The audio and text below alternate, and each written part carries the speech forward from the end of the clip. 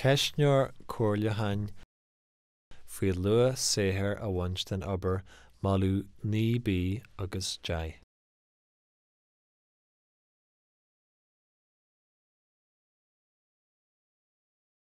Cad leis a mbaineann an ceistneoir seo. Is mian leis an rialtas do thuairimí a chluisteáil faoin éifeacht a déitú a bheith ag roinnt Maltaí ón tuairisceáil Luach Saothair a bhaint den Obair do gcoinne faoi bhí chumas 2017. Tá an tuairisceáil seo ceaptha le feabhas a chur ar thorthaí oibre do gcoinne faoi bhí chumas.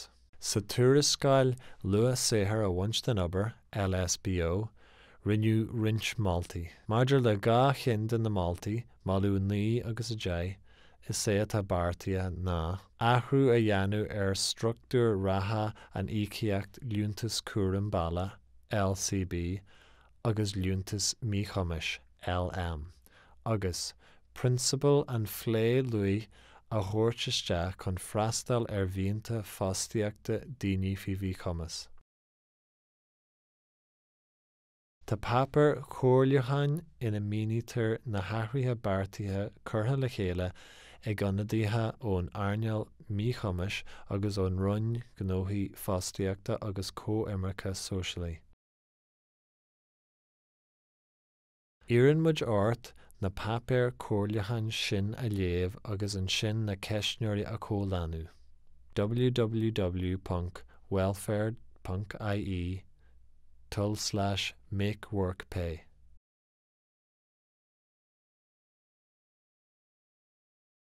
Déanadh an rialtas macnamh ar do chuid tuairimí sula gcinfí siad cibí acu an ceart nó nár cheart dul ar aghaidh leis na Maltaí.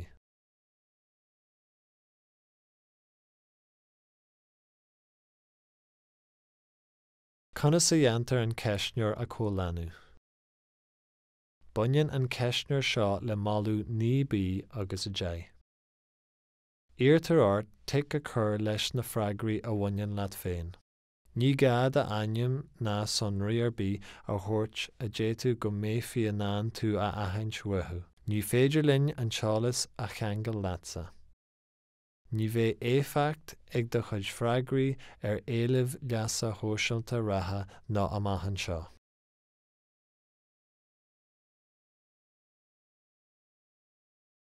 Is é an data déirthaí ceistneoirí comhlainithe ná an 6 Oibreán 2018.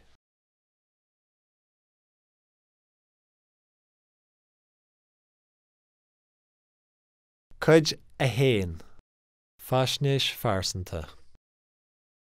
Sí a héin.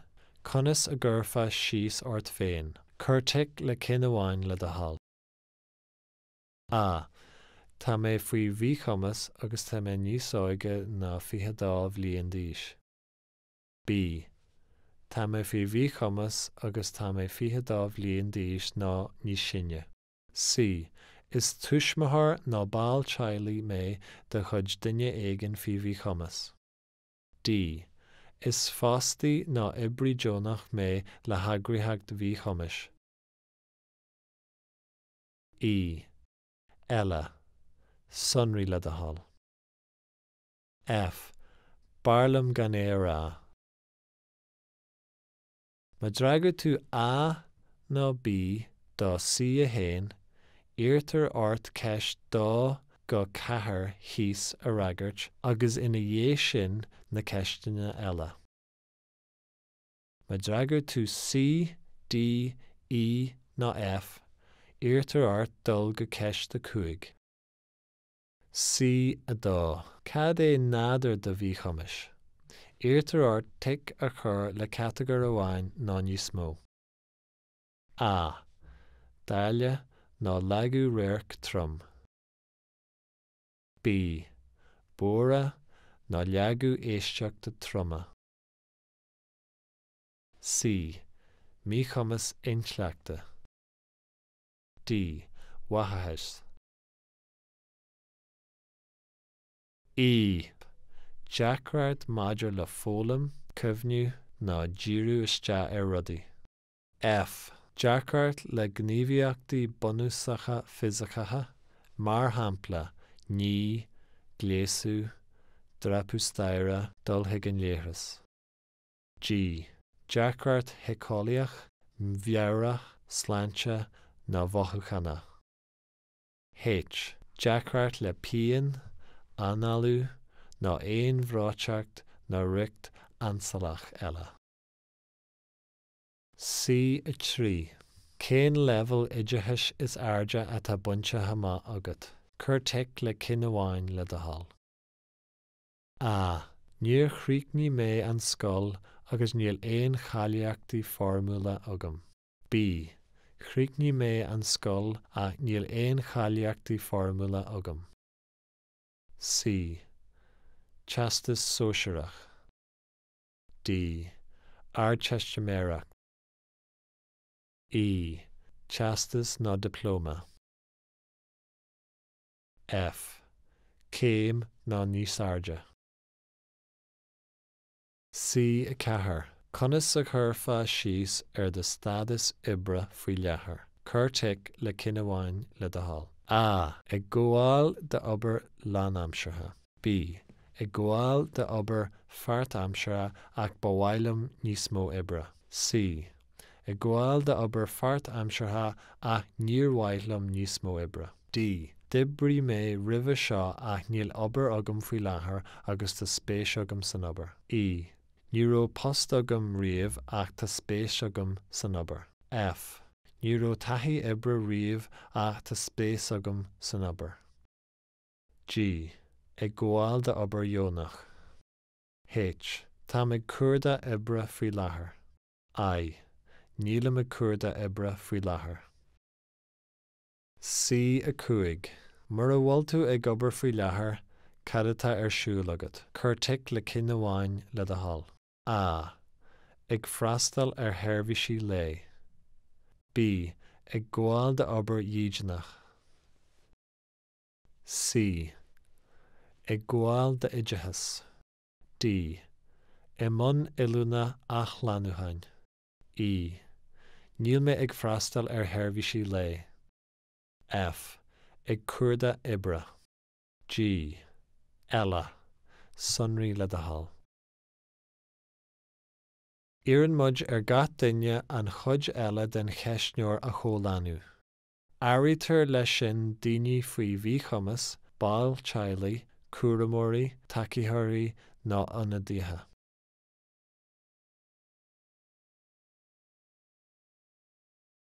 Cuid a dó.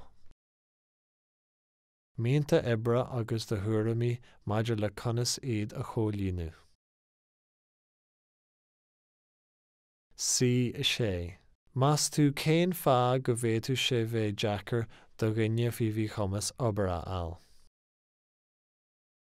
Cúiseanna. A. Níl éon obair orthnach ar fáil. Rangaí in ord ábhairteachta duit féin. A héin is ábhartha, ní is lú ábhairteachta. Cúiseanna. B. Aspa áit ibre tacúla.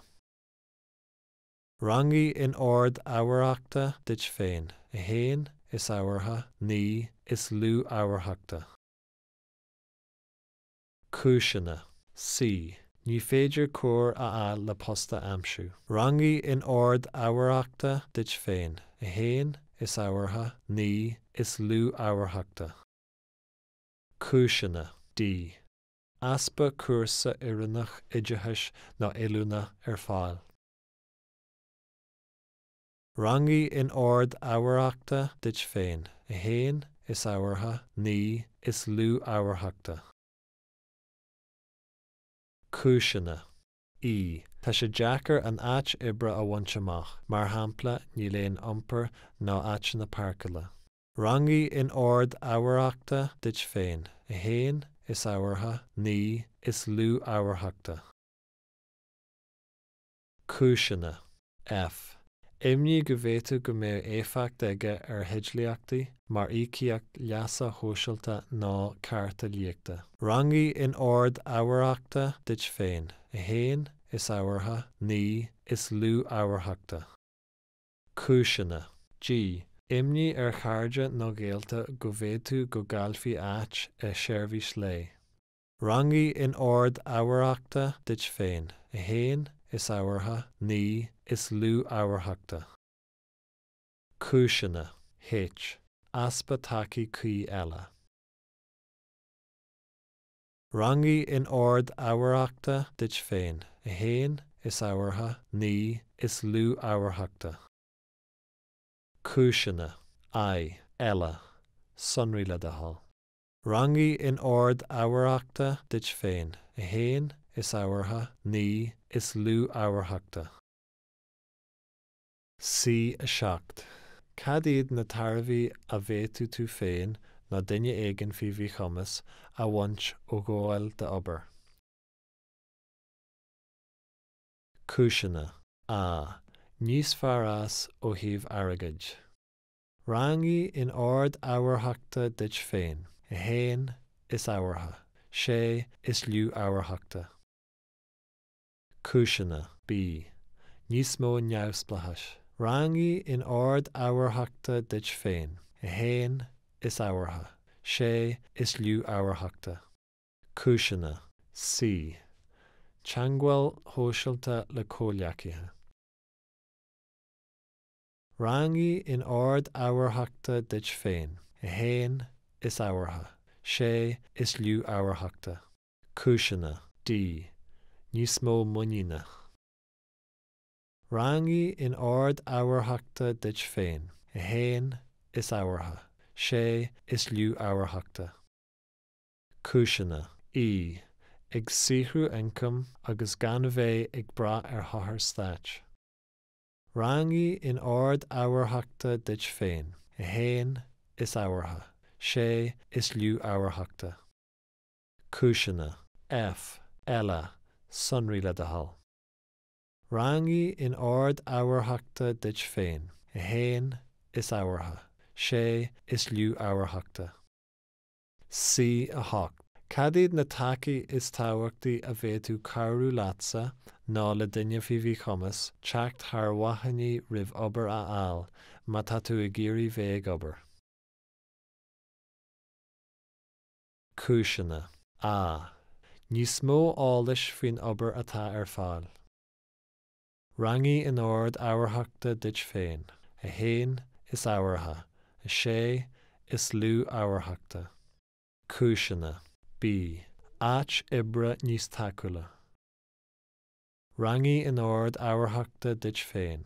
A héin is ábhartha, sé is lú ábhairteachta.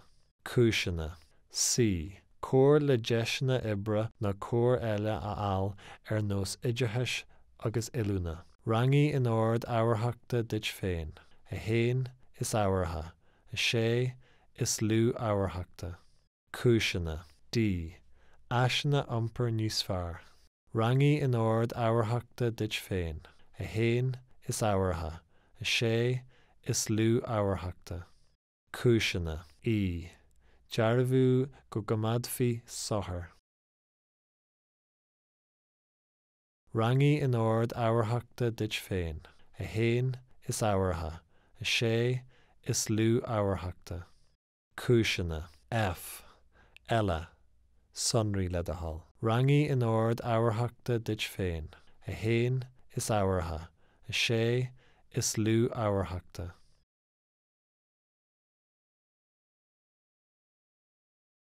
Cuid a trí. Ról theirbhís intrio. Sé intrio seirbhís fostaíochta poiblí an stáit a chuirtear ar fáil ag an run gnóthaí fostaíochta agus comhimreacha sóisialtaí.